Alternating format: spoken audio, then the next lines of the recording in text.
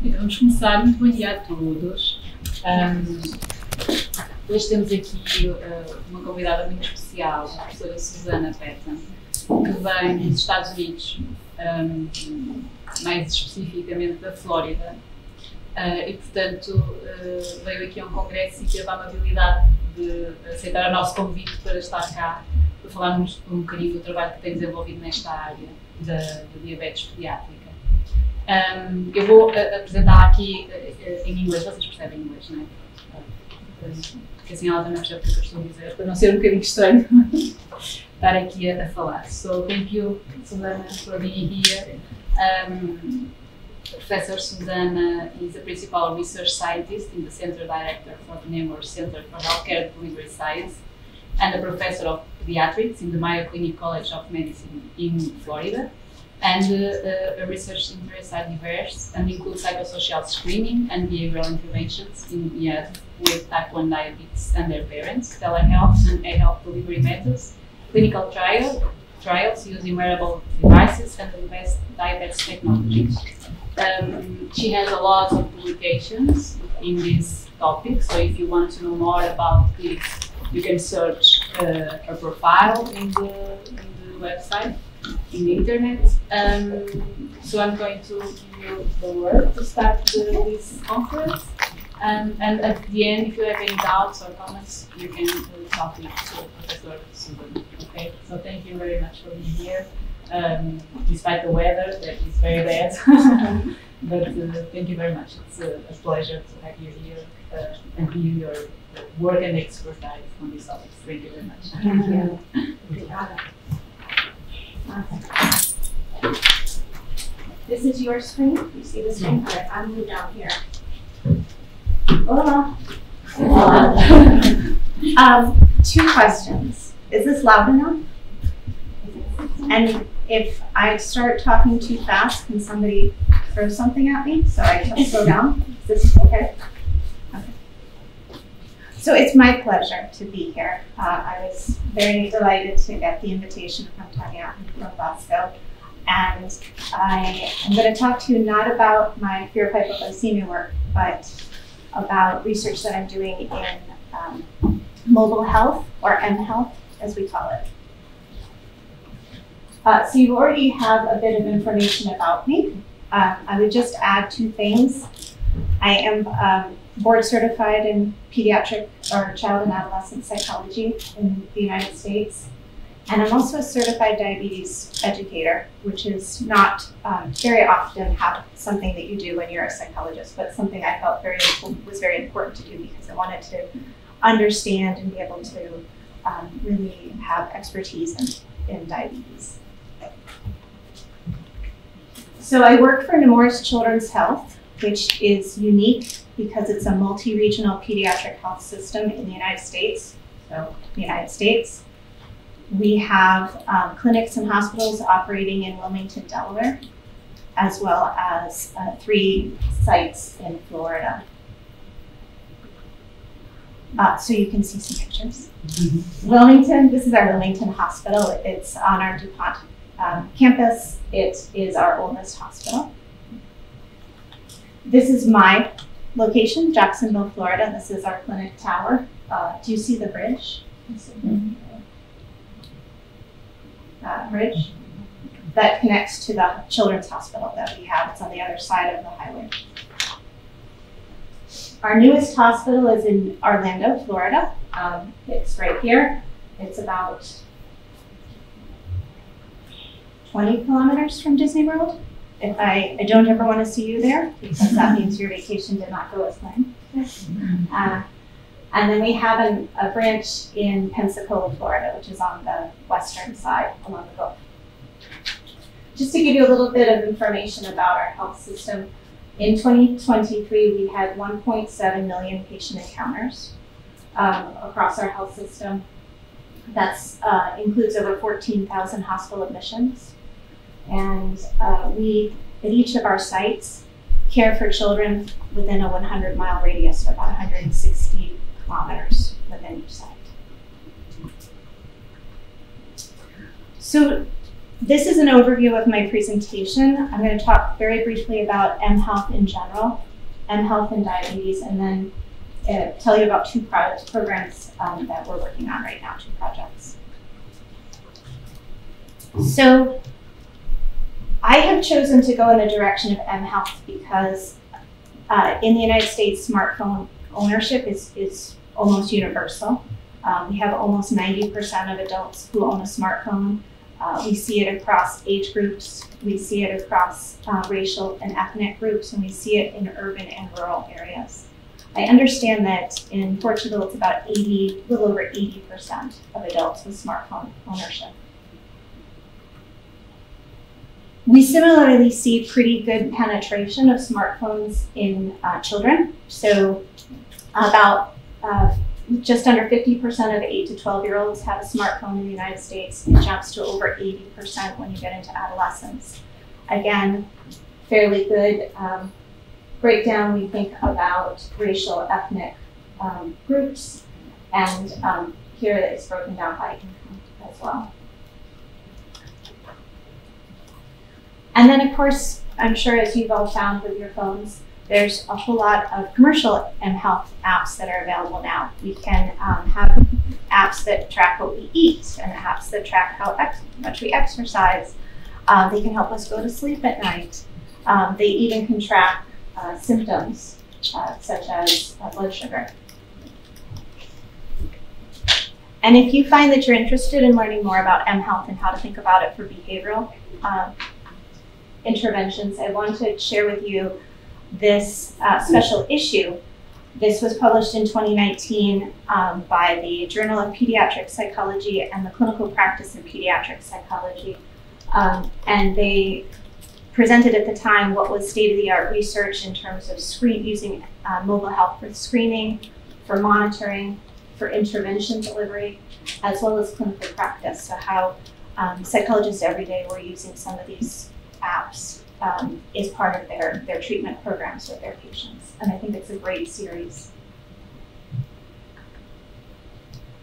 So the other thing that I think is important to point out about mHealth, I love that that happens here too, not just in the my colleague David Fideli he wrote this meta-analysis and it was published in 2017, so he really needs to do a new one. But what he found is that mHealth interventions, have a mean efficacy rate of about 0.22. So they are better than control groups as interventions. And if we can target both parents and kids, we find that the mHealth interventions are even more effective with an effect size of 0.28. So there is a lot of opportunity to bring research and interventions home to families if we use mHealth through their phones, as well as efficacy for their success. So my research is in type 1, as is Vasco's, and just to talk to you a few minutes about type 1 diabetes to make sure everyone has the same level of understanding. It's an autoimmune disease, and it causes insulin deficiency requiring lifelong insulin replacement. In the United States, we have over 300,000 youth living with type 1 diabetes. That's about 1 in every 400 kids. I understand it's about 1 in every 650 here in Portugal. So it's a very common childhood chronic illness. We have over 18,000 new cases. So it's as if one child is diagnosed every 10 minutes in the United States. 9% of all type 1 diabetes hospitalizations are children. So often that is for diabetes ketoacidosis, or sometimes it might be for an extreme low hypoglycemia event. And healthcare expenditures, it's a very expensive disease in the United States. A person living with diabetes would have 2.5 times higher healthcare costs than someone living without diabetes in the United States. It's a difficult treatment. We don't have a cure, and so we treat symptoms. And the number one thing we think about is insulin replacement to help regulate glucose or blood sugar. We have monitoring devices also to know how much insulin to give, how much food to eat. There's carbohydrate counting, and then as well physical activity. Persons with diabetes are recommended to have about 60 minutes of physical activity a day for their blood sugar as well as their general well-being. So mHealth in type 1, I think, is a fairly new emerging area of research. We know that mHealth can reduce glycated hemoglobin. That's our proxy measure of average glucose over 3 months. We know it has benefits in terms of improving life satisfaction and mental health. It can promote better treatment engagement, so adherence to what they're doing. And we have numbers of different ways we can start to emerge diabetes technologies with mHealth. I'm going to show you one of those shortly with a project that we're working on. But I want to just also identify what are the challenges in mHealth, not because I'm going to solve them, but because then you'll know them. We have many mHealth applications. Most of them were developed for adults. Kids are not little adults, so they don't have they're not developmentally appropriate. Many of them were developed without any behavioral theories, so they aren't based on anything that we think would promote change. They're just, and I think that's a challenge as well. And then a lot of the studies that we have in type 1 diabetes in mHealth are very small. They have questionable comparators, so the control group is kind of suspect, and they don't have any follow-up points. So it's just almost a pre-post comparison. And so I think there is a lot of opportunity to innovate mHealth research in type 1, a lot of opportunity to innovate mHealth in psychology as well. So one last point, I've told you the challenges are small sample, questionable comparators. The two projects I'm going to tell you about are in early stages. I don't solve either of those problems. So I just want everyone to be aware that we're working towards having more rigorous science as we develop these projects. Okay, so the first study I wanted to talk about is a study we call Coin to Dose, and that stands for cash-only incentives to promote insulin dose engagement in teens. I like acronyms, so we use a lot of acronyms in our research. This was one of our flyers to get teens excited about joining the project. So our Coin to Dose intervention is based on behavioral economics. Have you all learned about behavioral economics? So it's a really exciting field. It combines psychology, marketing, economics. It's all theory-based around how humans make decisions, and sometimes make good decisions, and sometimes we don't make good decisions. And there are some core concepts in behavioral economics.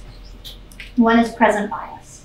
That's our desire to want things sooner versus later. I would rather have $10 now than $20 next week. If I'm an adolescent living with type 1, I might rather skip insulin now because I want to spend time with my friends. And I'm not thinking about how I might feel later if my blood sugar's high and I'm having all those symptoms and my stomach is upset. That's present bias. We also have default bias. Default bias is our desire to have things easy. It's why we might have a gym membership we never cancel, or why we eat the same thing every day, or park in the same parking space. I park in the same parking space every day. I just want it easy. And so it's all around building routine to engage that default bias. And then another core concept is loss aversion. And loss aversion says that we're going to be more upset about losing something than gaining something. So I'll be more upset if I lose $10 than if I won $20 because I've lost that money.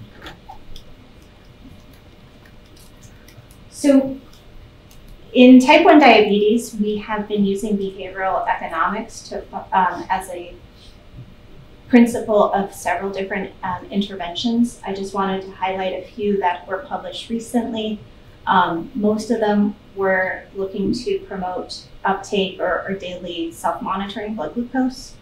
There was one that used cash incentives. Let me see if I can point to it without any loss.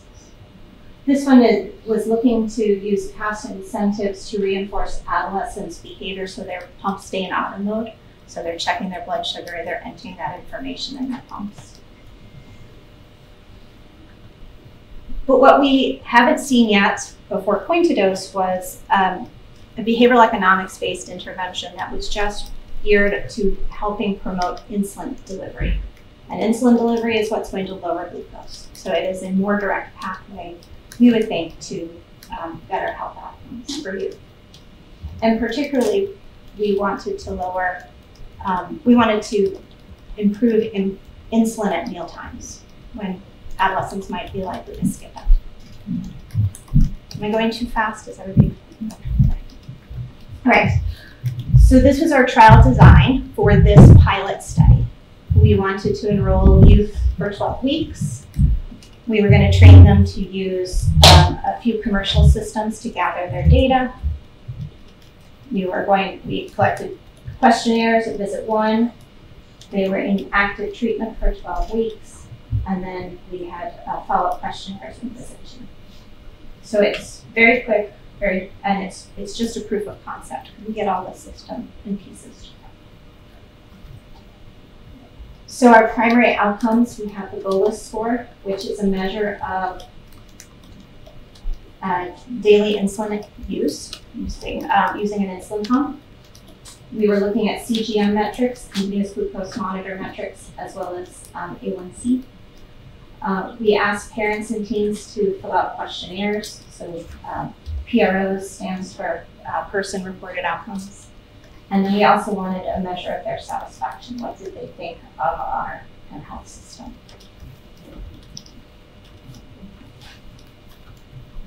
So let me tell you about Coin-to-Dose in our health system.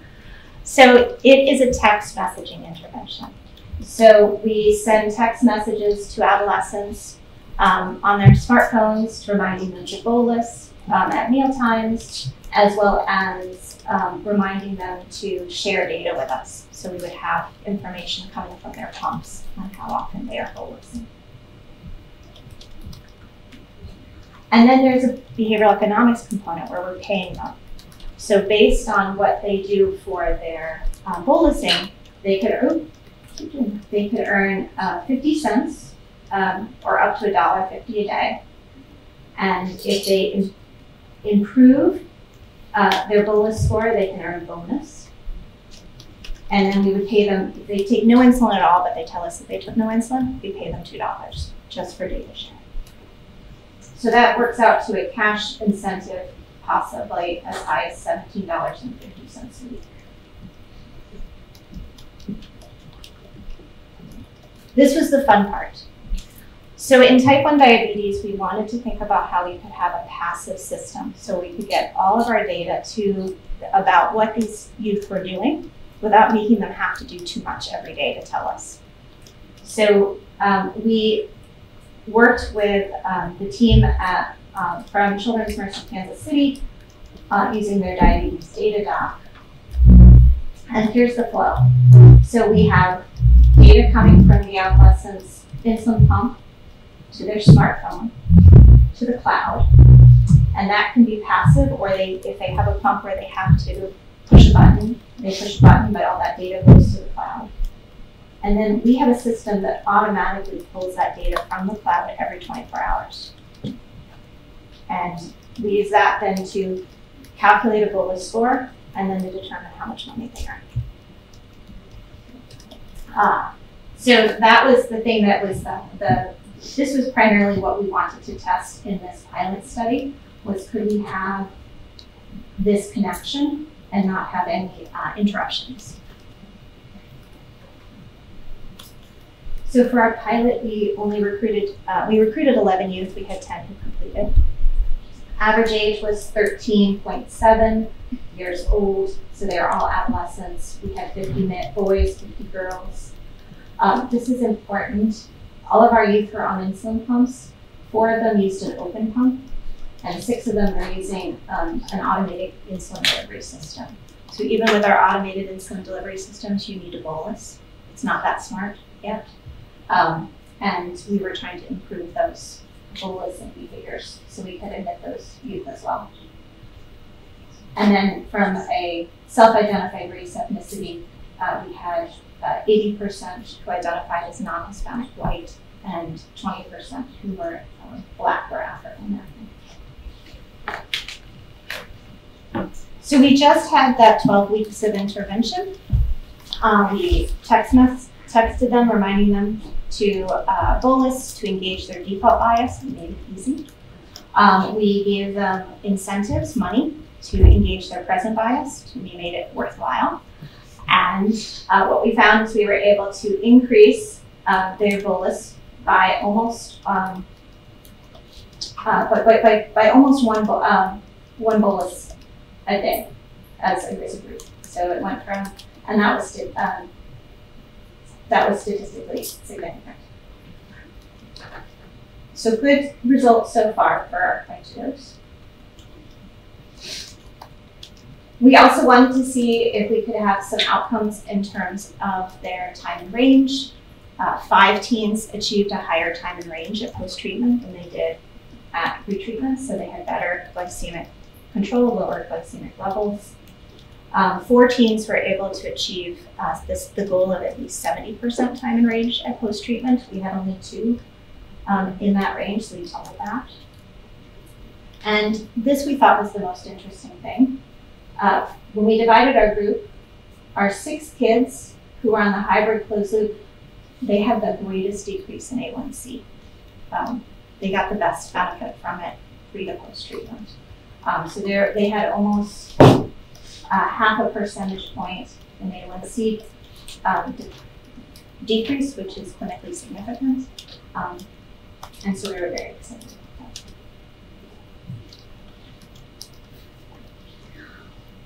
When we looked at our person-reported outcomes, the teens reported less distress, or less conflict. So they were fighting less with their parents, and they were less distressed. They experienced less diabetes distress. And parents also reported a decrease in their diabetes distress, but it wasn't significant. The first 2 are significant in change. Acceptability, we found that everybody liked it pretty good. But what was the most exciting was that 100% of the teens and parents said they'd keep doing it if they had the chance to keep up with Quintilos. So we were able to use data from this very small trial for a larger grant, which we have now. And we are doing a much larger study now of Quintilos. We have just under 150 adolescents who have been enrolled in the study. We will finish data collection next month. It's a longer trial, so we have them in Quintilos for 12 weeks, plus we have 12 weeks of maintenance to see if there's any sustained effect after they complete the intervention.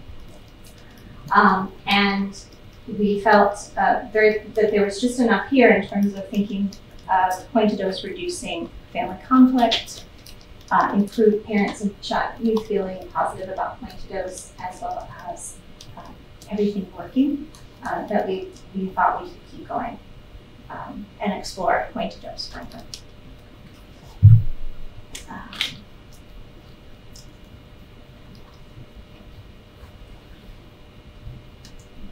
So the other program I wanted to talk about is something that we're also trialing at a much bigger scale. It's our remedy to diabetes distress, or we call it R2D2. And R2D2 is looking at treating diabetes distress in school-age families. So diabetes distress is fear, grief, sadness, anger. It's all related to living with type 1 or caring for someone who lives with type 1, and it's very common in school-age kids. And it's unfortunately related to higher blood sugars, more so even than depression. And in the United States, probably here in Portugal as well, we're in a bit of a clinical dilemma because our guidelines recommend that we assess for diabetes distress and we treat diabetes distress if we find it. But our clinics don't want to screen for it because it takes a lot of time. And they're always afraid that if they find diabetes distress, they don't have a psychologist to refer them to. So they don't want to find something they can't treat. Do you have that happen here? So we wrote a grant proposing to use mHealth as a as a screening platform as well as a treatment platform. And we wanted a system also that would be integrated into our electronic health record so that the whole diabetes team would know what was going on. They'd know the scores, they would know that the person had enrolled in treatment and had therapy, and they could track any changes in distress. So we developed our R2D2 program with our Nemours app team. And this is just a screenshot where families are able to fill out validated measures of diabetes distress. We're using the PAID and the PPAID-C, and they can fill them out right on their phone. And in our initial screening program where we were just trialing this piece, we just had every family fill it out, or try to have every family fill it out. And then if they were elevated, we sent them resources. We didn't have a treatment program yet for them. So here, that's the fill out questionnaires button that they can go to fill out their payment. So we launched the screening for diabetes distress in April of 2022. This is just 1 year worth of data. We had about a 35% screening rate. We were trying to get to an 80% screening rate. We have a lot of families in the United States that don't follow directions. So we're working on that. We've actually now will be doing, we have buy-in from the clinic to do screening in clinic. So they'll still get the form on their app before the clinic. If they don't do it, we'll catch them in clinic. We'll teach them to do it. But we were able to at least show that we could use mHealth for this assessment program. The next thing we did, though, is we engaged families to help us develop an intervention. So we used a technique called crowdsourcing, which my colleague Jessica Pierce has used in quite a number of her research projects. We went to 40 parents of kids with type 1 diabetes that were in our target age range, 8 to 12. Their recommendations, they liked our mHealth approach. They suggested some topics that we should include, such as benefit finding, positive talk strategies. They talked to us about language preference. They told us they didn't want it to be called diabetes. They didn't want it to be called a medical illness. They wanted it to be called a condition, or it's not a disease. They liked type 1, so I'm working really hard to start calling it type 1 and not T and D, because they liked that better. And based on all their data, we developed the R2D2 treatment. And it consists of 8 modules. The modules teach kids and parents strategies to help them manage their diabetes distress. And they can access it through their hospital app, so they can do it 24/7, anytime they want. In terms of our treatment content, one of the things that parents suggested we do is short videos. So our videos are all 2 minutes or less. We also include free online resources and printable pages. And we talk about cognitive reframing, mindfulness, activation, resilience, benefit finding, using all strategies of cognitive behavior therapy that we know can help with distress. So our pilot for R2D2, we completed that last spring. We wanted to test, before we went into a large study, we wanted to test if our self-guided approach would work. Is it enough to just give them access to the app? We didn't think it would be. We thought, we're psychologists. They need us. So we have 3 arms. We have one arm where they just got the app, one arm where they got the app, but they also had 3 visits with a psychologist using telehealth, and one arm where they had 8 visits, where we went through all the treatment material with them. They still had access to the app, but they got to meet with us 8 times. So we recruited 34 families to go through this pilot phase of this intern, and you can see we had almost an even split of families across each of our groups. This is our 8 sessions of video telehealth visits. This is our nothing, just the mHealth app. And this is the 3 sessions. Our kids had a mean age of 10. Their A1C, they were in pretty good control. They were both, I'll own that. They were in pretty good control, less than 7.5%. 79% of our kids were on open pump, and we had 100% of our kids on CGM, continuous glucose monitors. I think that's got to be pumped. So 79% on pump, 53 on automated insulin delivery. Because 79 and 53 do not equal 100. I'll fix that for the next time. This is our treatment effect. So our main outcome was diabetes distress. Very quickly, what do you see here? Pre to post, distress went down for everybody. So it didn't matter what arm they were in, they all experienced a significant decrease in their diabetes distress.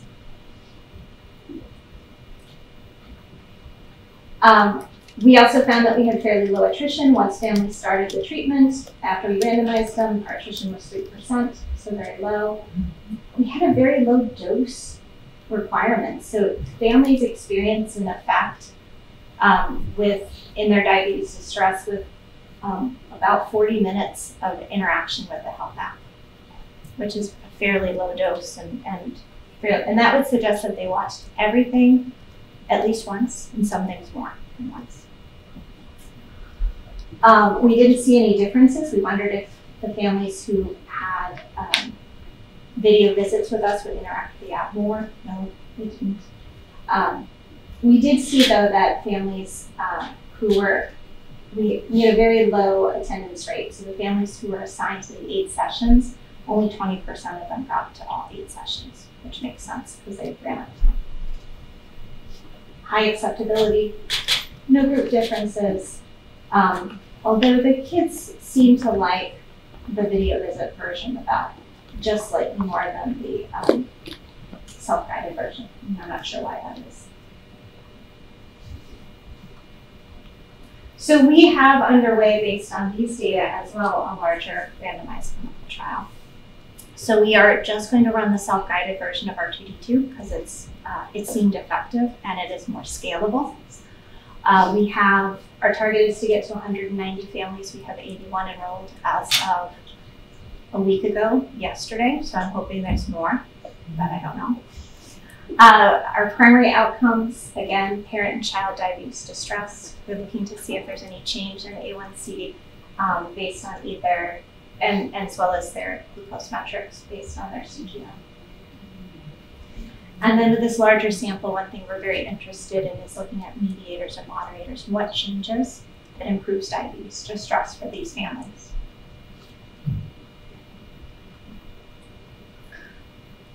So that is the end of my presentation. I think I did okay on time. Just to say that we've been pursuing mobile health and health for delivering an assessment as well as intervention because we live in a digital world and because families carry these devices with them. It gives us the opportunity to deliver treatment at home, which is easier, so less burden, but also more ecologically valid.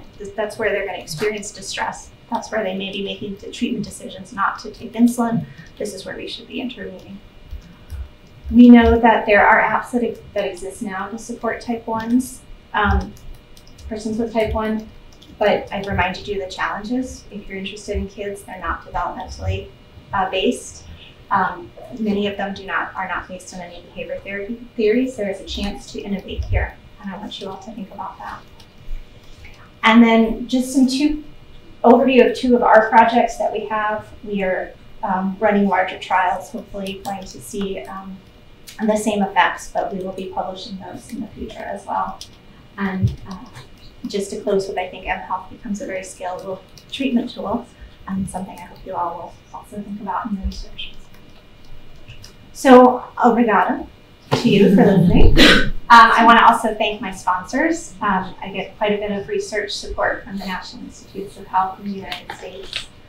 I have wonderful colleagues who I could spend 30 minutes telling you about, who help as well with all of these projects. And I also want to acknowledge and thank our families who participated. And thank you.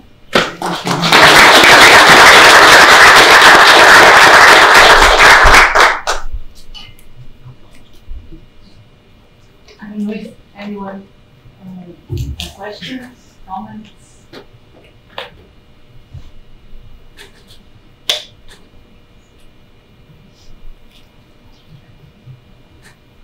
I would actually have one. Thank you for your talk. And my question would be, what is the average cost of the insulin and the treatments per family per month with a child? Because you said the cost is high. Because here the products are all state provided, so they are free. Most of them, I believe. But more or less, some of them would not be 100% yet. But how do you overcome like family income inequity? So in the United States, we have a program that is it's mandated by the federal government, but it is state supported. And it's called Medicaid. Right. And Medicaid pays for primarily for kids and for persons who are underinsured or uninsured in the United States. And as I was explaining to Vasco, it really is a bit of a lottery system. If you live in a state that has better Medicaid funding because they believe in it, then you'll have better access. If you live in a state that chooses to spend their money other ways, you may have less access. So that's our safety net though. I would say it's still quite a bit of out of pocket for families. And even with insulin now capped at $35 a vial, you could still have many, many vials that you need to buy in a month. So I would be guessing if I honestly threw out a number of how much more per month a person with diabetes would spend. But I'll find out and I'll tell Vasco and he can tell us. But the other thing that I think is very similar to Portugal with Medicaid, some states so Florida, for example, we will put everybody on continuous glucose monitors. It's harder to get on a pump. Delaware, they don't really want to put people on continuous glucose monitors, so they fight a little bit harder for that. So it's just very interesting, how much variation there is. So, and part of it is how rich a state you are and who your governor is. That's a great question.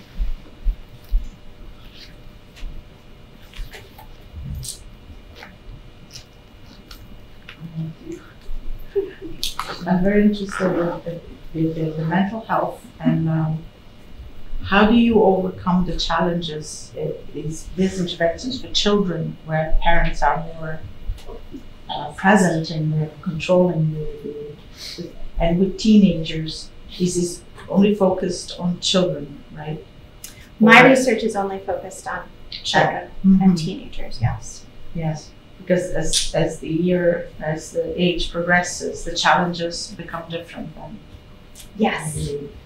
Yes, very much. And my colleague Jessica Pierce, who's going to be at Ispa, I meet her, her interest is young adults and that transition from 18 to 25. They're in college or university. Some of them are starting jobs. They're very busy, and they're also developmentally not as interested in their health because they're going to live forever. She's very interested in that age group. In the United States, that's also a challenge because we we graduate our kids from pediatric hospitals to adult facilities in that period, so we lose them. Do you lose them? Do you have the same system? Yeah. We have she'll tell you, about a third of young adults with type 1 leave their pediatric and never fully connect with an adult provider and can experience, they'll eventually connect, but it might take 1 or 2, 3 years. In that period of time, they're using emergency rooms, they're in hospitals, it's a challenging time. So we definitely have that. And adults as well. But that's not what I do. So good question. I could give you a whole lecture on things we should do better in the United States. Everywhere. So, thank you all. I hope you understood, and I really appreciate the chance to come and talk about my research. Thank you very much.